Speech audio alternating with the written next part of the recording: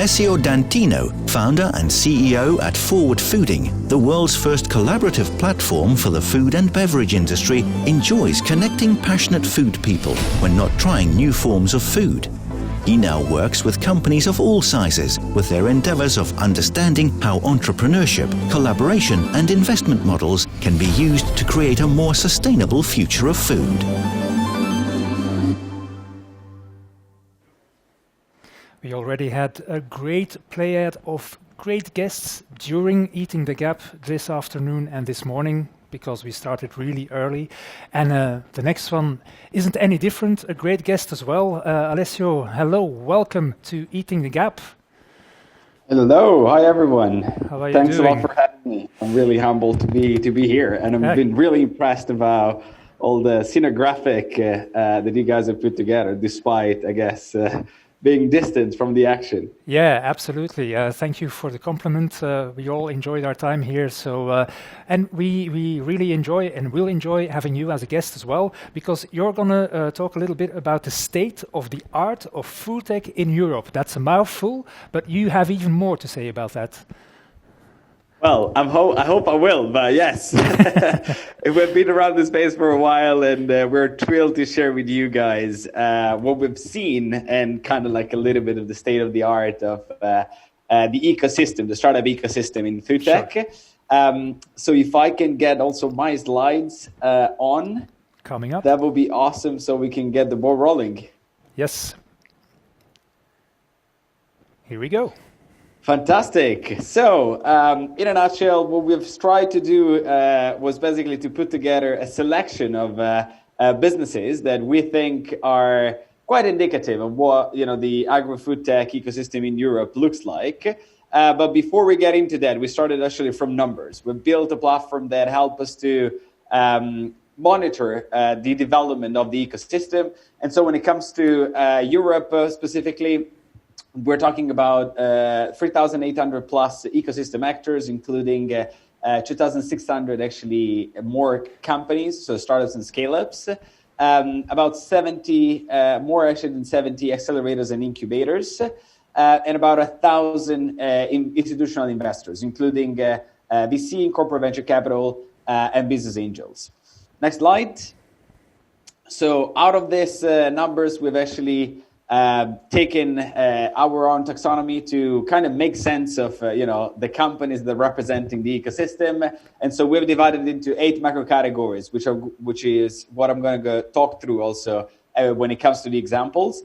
That actually goes from ag tech, so the field and all the technological developments that are happening actually within the fields, and so with the farmers, or what we call that, so ag tech, all the way through next generation food and drinks, so it would be new ingredients, alternative proteins, plant-based products and all of that, through food delivery, but also through what has been mentioned as Kitchen 4.0, which also to, I guess, address your question is any innovation, technological innovation around what goes into household kitchens, but also what we call restaurant tech. So all the developments that are helping actually restaurateurs to drive their business more efficiently. Next slide. And these are just some very high level numbers. So again, according to our database, we have mapped about 2,600 plus companies in the agri-food tech space in Europe. They have combinedly raised about 15.7 billion euros since 2010.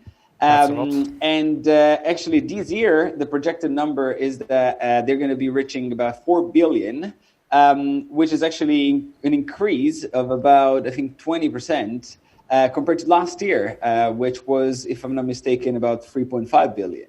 So I guess despite COVID, this space is still growing, which is the good news.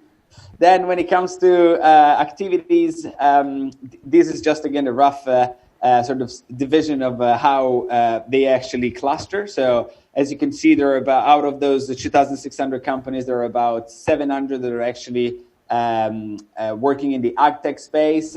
And so the key 3 categories in Europe are actually ag tech, next generation food and drinks, and consumer apps and services, followed by food delivery, kitchen and restaurant tech, surplus and waste management, food processing, and food safety and traceability.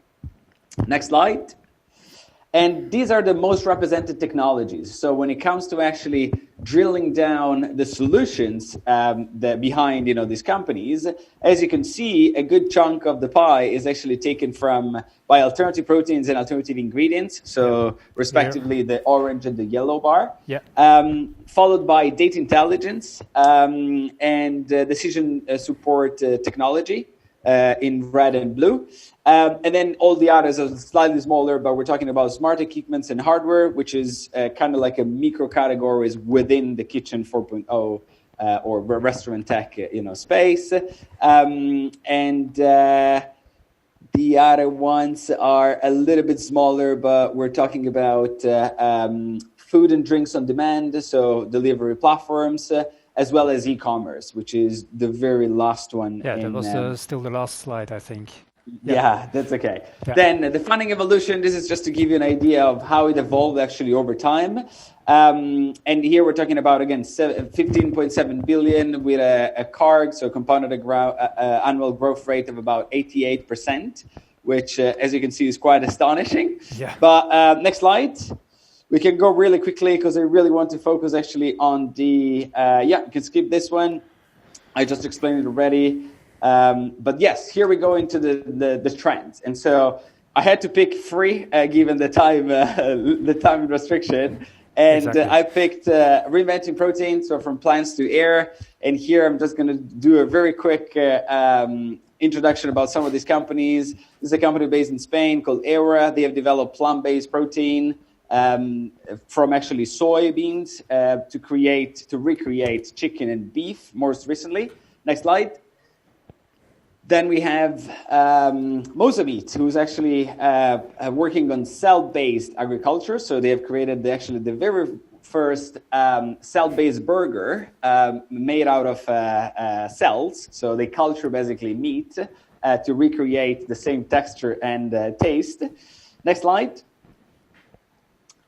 Then we have Mush Labs, which actually creates a protein out of mushrooms using those future-looking bioreactors to actually create protein-based food out of mushroom. Next slide. And then Y Insect, which has created a very interesting platform to actually upcycle insects and create then feeding for animals. And again, as far as insects in the edible, I guess, world sounds weird. I think for insects is a great way. For animal feeding is a great way to actually create a technology that leverages that. And last but not least, the Solar Foods, which enters actually more the air protein side of it. And what they actually have created is this protein called solein, which is nothing but created by CO2, literally from a hydrolysis process that helps effectively to divide the water from the carbon and then creates this powder, which is very rich in protein. Next trend is reducing food waste and upcycling and waste management technology. Here I picked a company in the UK called Toast. They actually upcycled bread to create very tasty beers. Next slide. Then I picked Better Origin. These guys actually turn fruit and vegetable surplus into insects that then are used also to feed animals. Next slide. Tipa, based in Israel, they create compostable packaging for food and beyond. Next slide. And Notpla, who actually creates the world's first edible packaging that actually dissolves in your mouth, made of algae. And Too Good To Go, which is a consumer app that helps, I'm sure everyone knows about it now, helps actually users to pick up surplus food from restaurants at a discounted price. Yeah. And last but not least, the Kitchen 4.0, what our kitchen might look like very soon.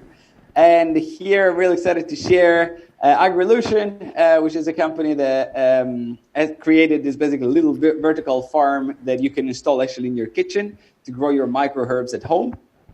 Then Foodini, which has created the world's first 3D printer for food that helps now people to actually put whole foods into their 3D printer and then print it out the shape they wanted. And then Milo, who has created a very futuristic a blender that actually you can then drink straight from. But basically, there is, instead of a blender, there is a little magnet that actually allows you to blend everything that you would put and stop the clock. You got yeah, because, I think it's the fastest presentation we've had all day. All day? With so much information. I think if people are going to rewatch it on the internet, they can slow it down with half and then they can take it all in, Allessio. But I like the enthusiasm. Sure. I really like the enthusiasm. So I think you really made your point where we're heading, and I thank you for that, for joining us here at Eating the Gap, and hope to see you soon.